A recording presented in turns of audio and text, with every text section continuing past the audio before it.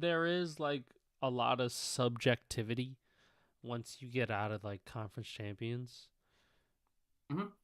So And that's the problem. somebody's gonna be unhappy. Yes.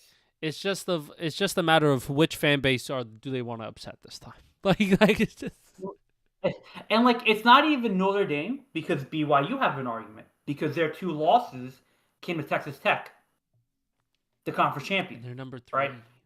Are they? Number 3 or Texas 4? has an argument because they lost to three ranked teams SEC bias. and they beat everybody else, right? Who else had an argument? Somebody else had an argument. Oh, Vanderbilt had an argument Oh because they're yeah, what the one fuck bad happened loss. to Vanderbilt? Yeah, they had a bad loss to Bama, and that kind of screwed everything Oh up. fuck. But they beat Tennessee. They were in a dogfight against Oklahoma, but Vanderbilt lost because of the loss to Alabama. That's what they're going to base it off. Hold on. So we're basing it off the head-to-heads against. Before you continue, Sean has 245 points in fantasy. Tough, buddy. Sorry to hear that. 200. Michael Wilson has 51 points and 2 tutties. Puka Nakua has 52. Yeah, you know, I have the red zone on. It's so funny whenever they go to the Cardinal game because Jacoby Brissett is just running for his life the entire time. He's running for his life. Dude, like nobody's beating Sean. I promise you, he's gonna win the whole thing. Oh God. But yeah. Keep going. No, Vandy, you know, they had Diego Pavia, who was a Heisman candidate, and they have some great wins on their schedule, but it seemed like this year they based it off of head to head and who you beat when. Strength of schedule didn't matter. Conference championship game didn't matter, which it should. And nobody was really punished for a loss recently. That was the whole argument. Because you're picking and choosing these games now. And that's a problem. You're choosing to look at the Miami Notre Dame game in week 1 and that being your deciding factor. Or we're looking at the other games that happen. Like Miami losing twice to unranked teams. That's not great, and that should be held against them, but it wasn't. You know? Bama losing 3 times, one to Florida State and getting dicked by Georgia, didn't matter. So it's like, what matters? What is the criteria that we're going for this year? Right? Is it just the 16 ranked teams? Or is it conference champion for this, and this, and everybody else below them? And that's it. Right? So that's kind of what they did this year. Was that, okay, it was Indiana, SEC champion Georgia,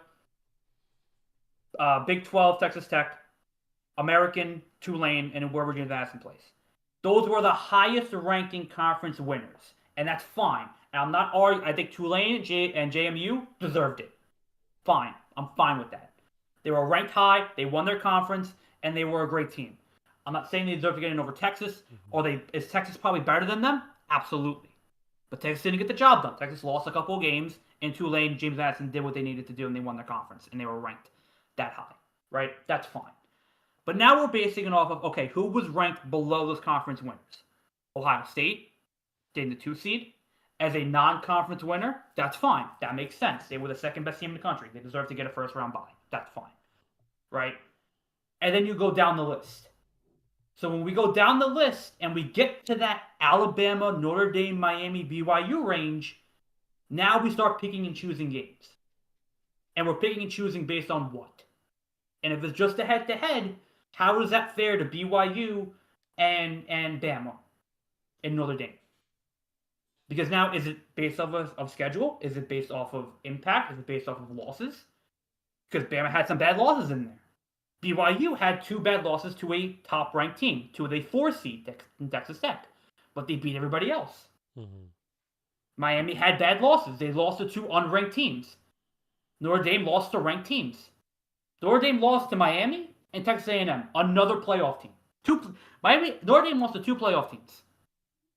Texas lost to 3. Bama lost to none. Bama lost to Georgia. Bama lost to 1.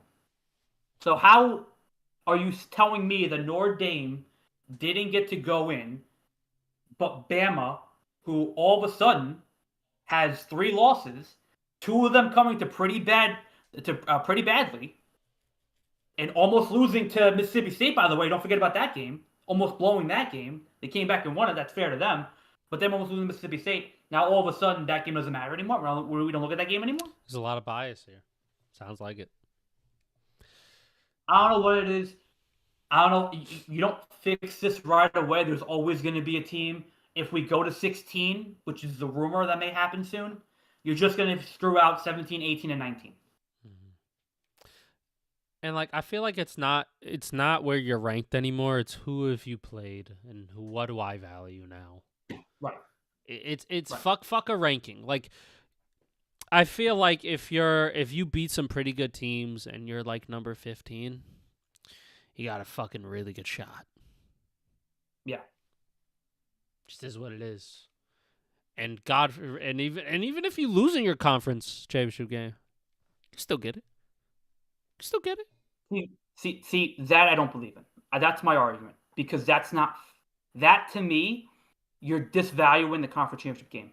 You're disvaluing that loss. Because I get it. You lost. Like last year, we punished SMU for losing their conference championship game to Clemson.